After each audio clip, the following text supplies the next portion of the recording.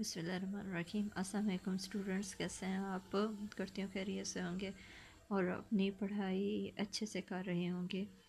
आज जो हमारा टॉपिक है वो हमारे सूरत अनफाल का 29 से लेके 37 तक आयात हैं और इसके हमने मश्की सवालात करने हैं। पहला इसका सवाल है कि पहला सवाल तो है अल्फाज में नहीं है, और अल्फाज में नहीं तो लिखे हुए होते हैं ऑलरेडी। दूसरा सवाल है इसका कि इस सबक में तकवा के जो हैं क्या इनामात बयान हुए हैं, वो बयान करने हैं कि सूरत अल-फाल में जो तकवा के इनामात हैं वो ये बयान हुए हैं कि जो हमारे मोमिनीन हैं उनके दिलो दिमाग में ऐसी बसीरत पैदा कर दी जाती है कि जिससे वो अच्छी और बुरी हर बात में तमीज़ कर सकते हैं। उनकी कोताहियाँ भी जो होती हैं, मतलब गलतियाँ जो होती हैं, वो भी मिटा दी जाती हैं और उनके जो गुनाह हैं वो भी बख्श दिए जाते हैं। आगे है कि वाइज़ यमकुरुबिकल लज़ीन काफ़रू में किस वाक़ये की तरफ इशारा किया गया है? ये इस वाक़ये की तरफ इशारा है कि हिजरत से पहले जब आप कुफ़ार के नरगे में थे, मतलब कुफ़ार के आपको घेरे हुए थे, तो सब के सब माज़अल्लाह आपको कैद करने, कत्ल करने या मुल्क बदर करने की साजिशें बना रहे थे। उधर वो ये नापाक चाल चल रहे थे, इधर अल्लाह पाक इज़्ज़त आपको महफूज रखने के लिए अपनी हिकमत पर मबनी एक तदबीर बना रहे थे कि आप सल्लल्लाहु अलैहि वसल्लम को बचा कर महफूज मदीना मुनव्वरा पहुँचा दें, और अल्लाह ताला की जो तदबीर है, मतलब अल्लाह ताला का जो मकसद है उसको कामयाब कर दें, क्योंकि अल्लाह ताला ही बेहतर जानते हैं कि वो अपने मकसद को कैसे वो उन्होंने कामयाब बनाने के लिए हमारे नबी को काफ़रों की नज़रों के सामने से निकाला। अगला है कि कुफ़ार के मुतालबे के बावजूद अल्लाह ताला ने उन पर अज़ाब क्यों नाज़िल न किया?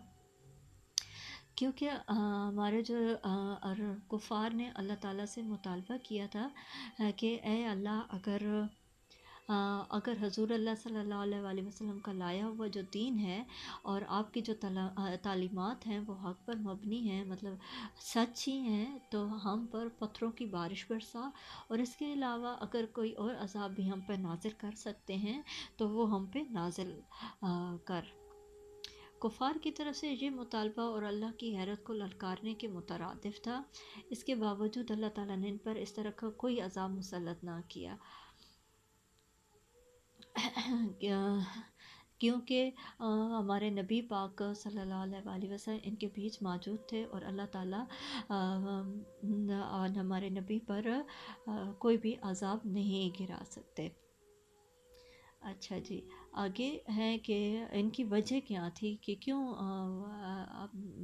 अल्लाह ताला ने कुफ़ार पर अज़ाब नाज़िल न करने की वजूहात बयान की हैं। पहली थी कि ए नबी, अल्लाह की शान नहीं कि आप कौम में मौजूद हों और इस कौम पर वो अज़ाब मुसल्लत कर दें, मतलब हमारे नबी अगर इसमें मौजूद हैं तो अल्लाह ताला उन पे कोई भी गुनाह या अज़ाब मुसल्लत नहीं कर सकते।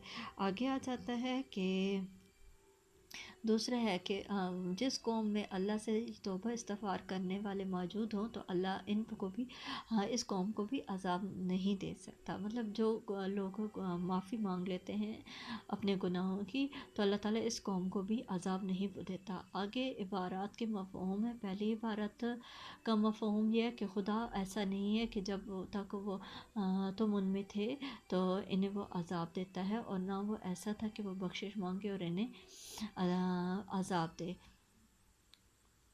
कि कुफ़ार पर जो नज़ूल अज़ाब हैं वो दो चीज़ें उसमें रुकावट रही हैं। एक, इनके दरमियान जो पैगंबर हैं उनकी मौजूदगी थी कि वो इनमें मौजूद थे, इस वजह से भी उन पर अज़ाब नाज़िल नहीं हुआ। और दूसरा है ये इस्तग़फ़ार, कि जो कुछ मोमिन हैं वो इस्तग़फ़ार करने वाले थे, तो इस वजह से भी उन पर अज़ाब नाज़िल ना हुआ।